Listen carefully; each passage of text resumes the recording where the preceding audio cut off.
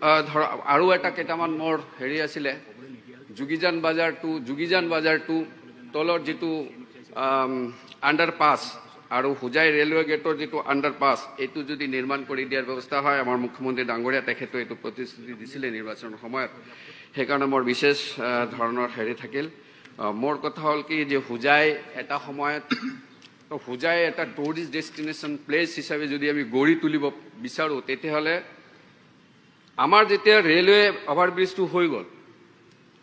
railway অভাৰব্ৰিজটো হোৱাৰ কাৰণে এনে এটা ঠাইত হৈ গ'ল যাৰ কাৰণে এতিয়াৰ পৰা ট্ৰাফিক জাম আৰম্ভ হৈছে টুপ্ৰিঙৰ পৰা যদি হুজাইলৈ মেইন ৰোডেদি যাওঁ তেতিয়াহ'লে ট্ৰাফিক জামটো এনেধৰণৰ হয় সেইকাৰণে মোৰ এটা প্ৰপ'জেল থাকিল তাৰ এটা বাইপাছৰ ব্যৱস্থা কৰা হয় যেন বাইপাছটো হ'ব লাগে ইছলামনগৰৰ পৰা একদম কুমৰাকাটালৈকে লগাই দিব লাগে ইয়াৰ ওপৰত ছাৰ্ভে কৰা উচিত হ'ব মই ভাবোঁ ছাৰ্ভে এতিয়ালৈকে হোৱা নাই